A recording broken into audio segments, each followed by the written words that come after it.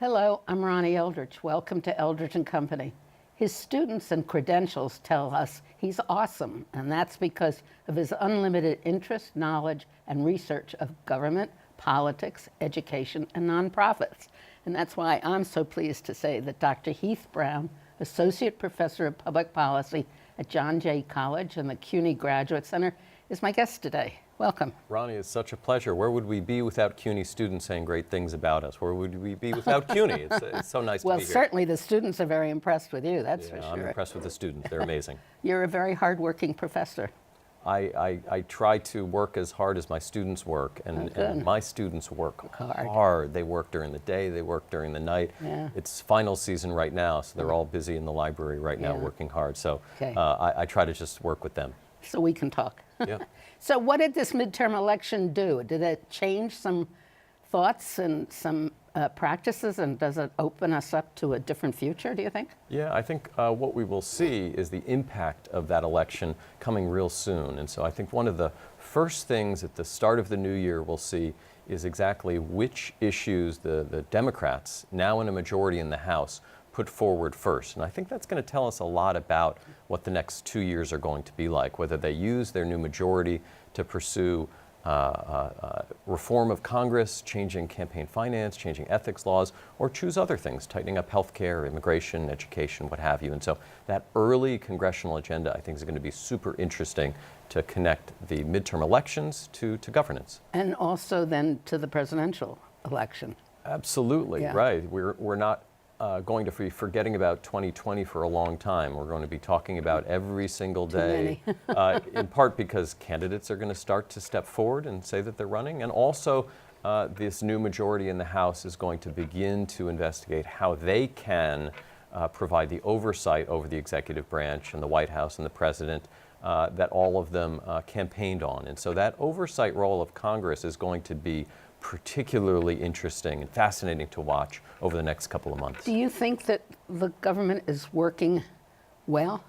Well, I think it depends on where you're looking exactly. I think one of the things that we want to pay attention to is we have a large federal government with lots of moving parts. It's so large that no one individual can do very much to make it work better or make it work worse. There's lots of examples of places that are struggling. I think in the area of the environment and the EPA, I think there are countless stories of the government simply not working as well as it's worked in the past. But I think there are other areas that are continuing to work very well. It's just we have a very large bureaucracy that's doing a lot all the time. And even the election of a new president with a very different vision for what the government should be doing can't do a lot to change all of that. You know, reading about all the things that, not all the things, but lots of things that you've written about, and one of the things was on the transition and the importance of the transition. So it seems to me that we're a little fooled with the current president because he's in the media all the time, he's with all his stuff, that underneath him, the government is really working the way some of his supporters really wanted it to be. And those supporters reflect the transition and the appointments in the agencies. I mean, I don't think we necessarily connect the president with the everyday operation within the agencies. Yeah, absolutely. Some of being president and the White House is a magic trick. Yeah. That with one hand, they show you one thing, and with the other hand, they're doing all sorts of other things. And it's that magic trick that expresses exactly what you're saying, which is the president can tweet a lot, he can say a lot, but there's all sorts of other things going on that we never actually see. And it's during that change of power, that what we call the transition, that we see a lot of that happening. Most of it's happening that we never actually get to observe. And that's sort of by design. The transition period has been made very non-transparent. So while we get a lot of pomp and circumstance getting ready for the inauguration in 2016, there was all sorts of things happening behind closed doors, and behind closed doors on purpose. There's a reason why those doors aren't opened up to the public. It's because we often aren't going to be too pleased with what we might see. It's that lack of transparency that leads to some of the things that we worry most about, including the influence of money, including corruption, including mismanagement. Those are the kinds of things that happen almost immediately with a new president elected, and we have lots of evidence for that happening in 2016.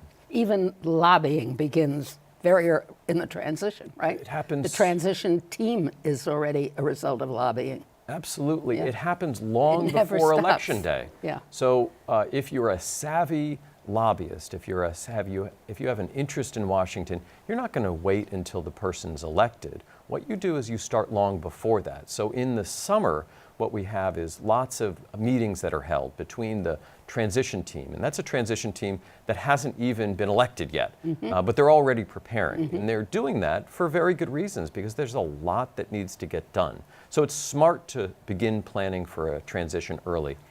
What we also see is people getting in there as early as they can, and that's the real concern for the democracy, is whether someone who is a campaign donor can trade on that donation to influence things before the election has even been held, so that before a voter even casts a vote, many of the important decisions are already made about who's going to be appointed, about changes in government, amount of funding, and so forth. And so it's those things that happen before we even get to know who the elected president is. It's that kind of secrecy that I think is the biggest threat for democracy. Was that compounded this last time, with a change in the direction of the transition? Yeah, I think you're exactly right, because in 2016, while Hillary Clinton and Donald Trump were planning, there was conscientious efforts on both parts to begin the planning process. What Donald Trump did on Election Day was to basically negate a lot of that work. And so all of the work that his transition team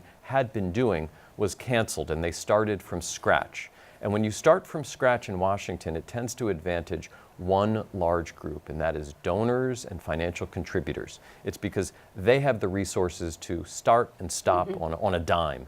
And for that reason, what President Trump did, which was to basically say to Chris Christie, thank you for your time planning the transition, we'll handle this on our own. What that did is opened lots of opportunities for special interests and donors and all sorts of interests, maybe even some of the concerns we have about major international corruption entering into the process of transitioning to governance. And so that was, I think, accelerated, and some of the chaos was accelerated by the decision to start from scratch on Election Day. Will our practices, do you think, change as a result of the Trump administration, the way it does stuff? Yeah, I think there's any number of ways in which some real smart bipartisan changes can happen between now and Election Day. And those are changes that both will make the country safer, safer from financial calamity, from international problems, but will also make the democracy much stronger and give people a much better voice.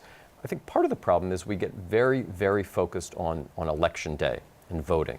And that's just one part of the democracy. There's all sorts of other things that voters and even non-voters can get involved with, but they have to be given opportunities. And that's an area that I think legislation could change.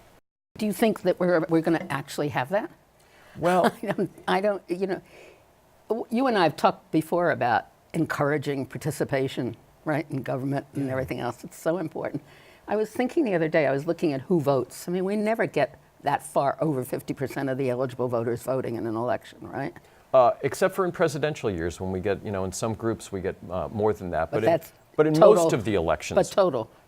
Yeah. But in most elections, you're exactly right. In midterm elections, we get far under that. In local elections, in all of the different elections we have, rarely do we get a majority of the population turning out to vote. But so the younger voters are the least have the least tendency to vote. That's absolutely right. The probability of a younger voter turning out who's registered is much lower than other age groups. So isn't that a reflection of the education we're providing? I think it's partially a reflection. It's also a reflection of the practice and habit of voting. That one of the reasons why people who are older tend to vote is that they have more practice doing it, and they've done it more in the past, and they've turned it into a habit. I think part of what schools and civic education can do a much better job of doing is to turn elections and voting into a habit that starts before one even becomes eligible to vote. But you have to know why you're going to vote, why it's important to vote. You have to have an understanding of what. I have a grandson who tells me he thinks he's a libertarian, and my hair I can't. So we're in a lot of discussions. But he's so cynical about government. And that shouldn't be. I mean, kids should be taught this from a very early stage of what it means, how it works. Absolutely. The value of public participation, the value of government is something that if it is not instilled at an early age is a real problem.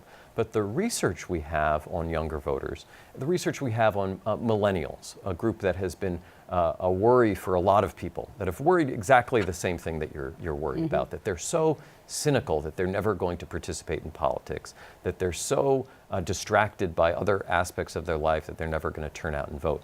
But the research we have on millennials doesn't suggest that those concerns are as founded as we might think. That the research on millennials suggests that they're both not as cynical and apathetic as we might think, but they're also not as politically polarized as we might think. They're much more moderate in their views on certain issues, not on every issues. If you look at the issue of student debt, you don't see a very moderate group of people. Millennials care deeply about student debt and have some very extreme versions of what they would like to see done. They may be very good ideas, but on other issues, they're not nearly as moderate as we might think.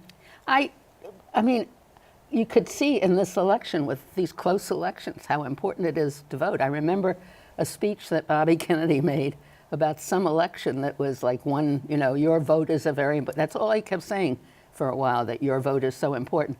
And if people understood that better, maybe they'll see it as a result of this election. I just don't know. It's very hard to see how your individual vote works at the national level, right? We have so many people in the country that any one vote, it's a very hard idea to get in someone's head. In my mind, that's why local elections matter so much. At the local level, our individual vote matters more, but also the impact matters more. So we can see it. We can see what's going on in a local school, in a local park, in our neighborhood, with the subway system.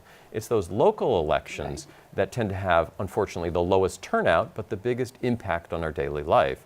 I think if we better connect with local politics and local government, then that sense that our vote matters will become a much more profound thing, not just in younger voters, but in all voters. It's what the Alexandria Quartet, I mean, that was an example of an election that it took in a lot of things that you talk about the importance of speaking to immigrant groups and different levels.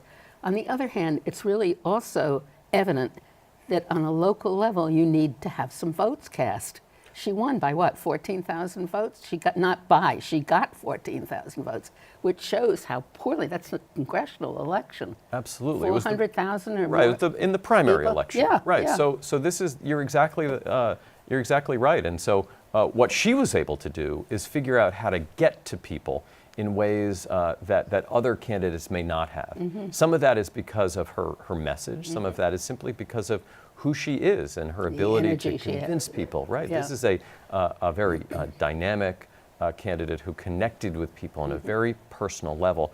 But it was also effective strategy, and she had people around her who were able to develop a strategy that was not expensive. And that's the real issue here. That's the key. If we think of turning people out and communicating with people during campaigns as necessitating extreme levels of spending, well, then we get ourselves in a real pickle.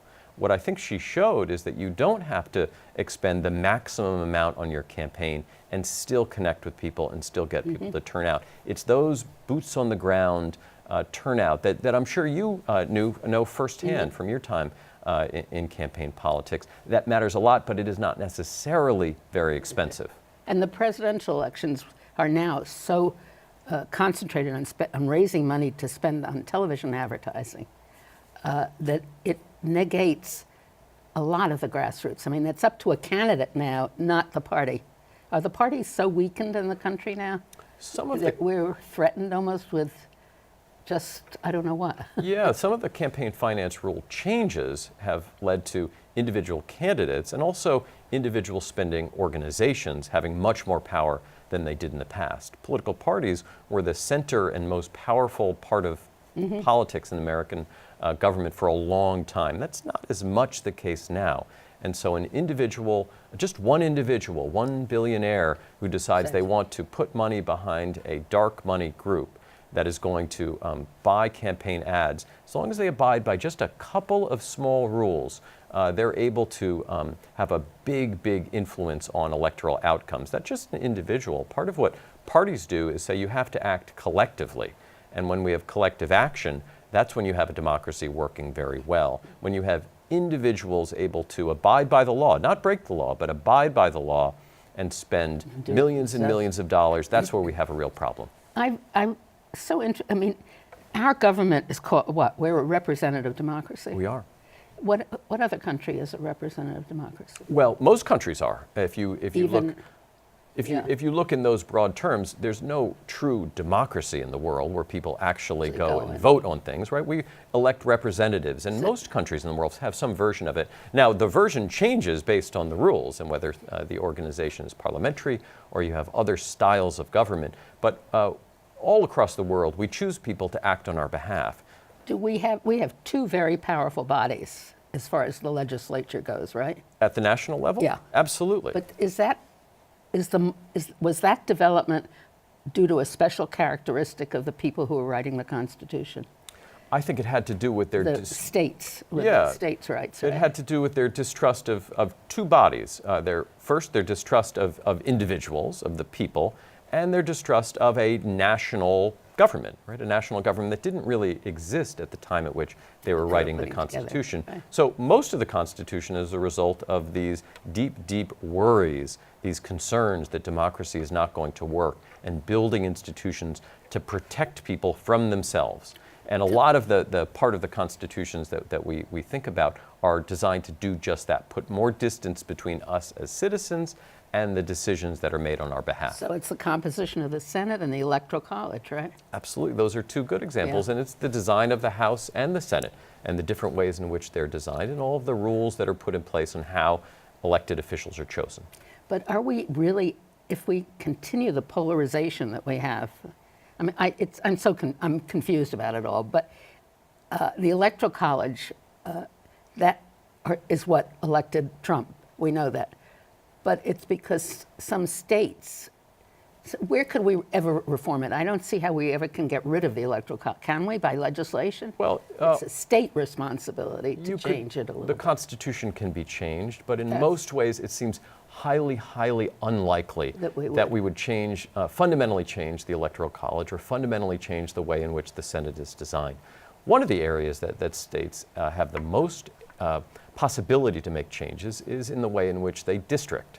There is a range of ways that states choose to do that, and when they do that in the most highly politicized ways, when we call it gerrymandering. Gerrymandering rules are something that we can pay much more attention to. That would require probably a much stronger Voter Rights Act. Voting Rights Act was essentially gutted just a couple of years ago by the Supreme Court. The House and Senate today could put back in place many of the protections that were in the original Voting Rights Act back in. And by doing so, some of the concerns we have about gerrymandering that has inequitable outcomes for African Americans, has inequitable outcomes for groups of voters that are poor, could be dealt with through that way. Could you see the current Senate ever doing that? It seems Unlikely. unlikely. But that is an area where you might have those changes. Chances are the changes that you'll see is on a state-by-state basis. Exactly. That's what and I was with gonna say, yeah. A move away from politicized districting to somewhat more non-politicized. Now, in moving from one to the other, what you then have to do is figure out who then is going to make the decisions about how districts are shaped. And we haven't found a good way in which to do that doesn't have some kind of political role played. Right. It's so interesting how it all goes round and round, from everything. But the states could change the electoral process a little bit by not having it winner take all in different states. That is, you could do proportional allocation of your electoral to the college popular votes. vote of the candidates. Yep, and it could then be divided up so that if you won a majority of the vote in Wisconsin, let's say, you would get the 51% or 60% or 70%, something like that, of your electoral college votes. So that is a possibility. Some the winner states take all. do that, don't there they? are states. Yeah. I don't know off the top of my head exactly ones, but there are a couple of states that do just that. Now those are changes. Whether those changes would greatly alter the way in which national politics plays out, we don't know exactly. The unintended consequences of decisions are very hard to anticipate. But that is a change that could happen in states. Do you remain dispassionate about the political side of government? No, it's a silly question, right? Depends what you mean by the political side. I think, as a social scientist, what I try to do is separate my ideological beliefs on what's right to do from trying to understand what is being done. A lot of this has to do with paying attention to institutions and norms. And what are the institutions in place, and when are those institutions violated? When are norms, which are another sort of non-legal way to enforce good behavior, when are those norms in place, and when are they violated? Trying to understand when the institutions are set up right and when norms are fair, I think is a good way to I think about what is right normatively, that is what I think should be done, and what is actually going on. Whether we have the right institutions and norms is another question, but as a social scientist, I try to the greatest extent possible to keep those things separate. Now, much easier to say than to actually do, because when you see one of your own personal beliefs, when I see that, it's very hard to remain distant from that. But as a social scientist, it's, I think, one of the things that we aspire to. Is there a reason, is it campaign financing and the money that we have so many millionaires in the Congress? Well, that's one of the reasons. I think one of the other reasons is that we rarely ask non-millionaires to run for office. It's very rare that one of the two political parties asks somebody who is working class to run for office. And when you don't ask people to run, they don't run. And so one of the things, I think, really interesting areas of reform is finding ways to find creative and new candidates for office. And that takes a lot of work, because someone is not personally wealthy, it means they probably don't have very much free time. Mm-hmm. And because they don't have very much free time, it's unlikely they're going to volunteer to run for office. It takes a lot of work, as you know, it's time consuming. But the programs that are in place to encourage working class candidates, candidates who aren't who aren't lawyers, who aren't prominent in business, to consider running for office, I think is one of the most exciting areas that we have to look forward to in the future. If we could get a more diverse group of candidates running for office, there would be massive change in Washington.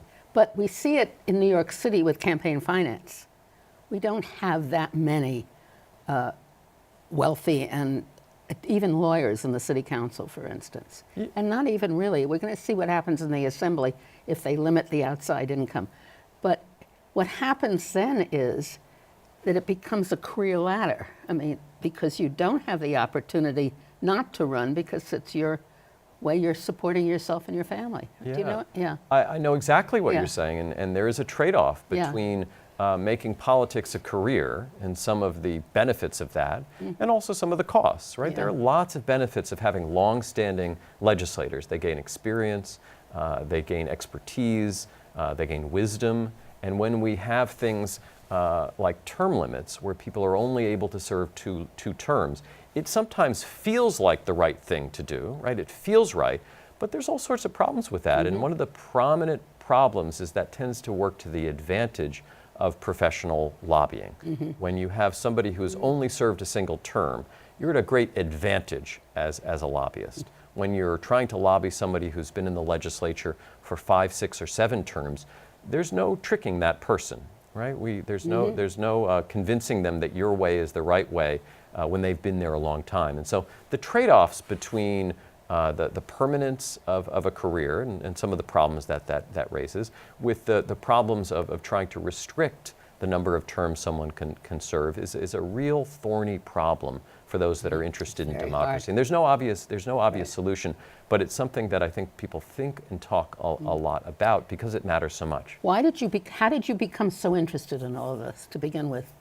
Well, to begin with, to go back, so I attended both public and private schools in New York City, and all the way since I was very young, many of these things were very, very interesting to me. And so in high school and then in college, these things were very interesting to me. But ultimately, I moved to Washington, D.C. with friends, and it was at that point that I got the chance to intern for a member of Congress, a member of Congress named Donald Payne from New Jersey. Donald Payne was the head of the Congressional Black Caucus at the time, and I learned from him. He passed away recently, and his son is now serving in that seat. But my time working for Donald Payne when he was a member of Congress taught me so much about how government worked, but also how to bring compassion and concern. He was concerned deeply about the people of Newark, mainly. It was the main constituents, and it was his understanding of government that he shared with his staff, and that I learned from that motivated me to go into this as a career. So would you ever think of running for office? Not right now. This is, I love too much teaching students in CUNY. I love too much the parts of my job that are just so incredibly rewarding. Working within CUNY, working with CUNY students at the undergraduate level where they struggle, and graduate level where they also struggle, but bring so much passion to the classroom. Giving that up for anything would be not very easy for me. I really do love what I do. It's so great. Well, we've come to the end of this interview or discussion. So your students are lucky, that's for sure. And I hope you'll come back again and we'll have more talk about what it is that surrounds us. Ronnie, I would love to come back. Thank you very much. Thank you. So it goes fast. Yeah.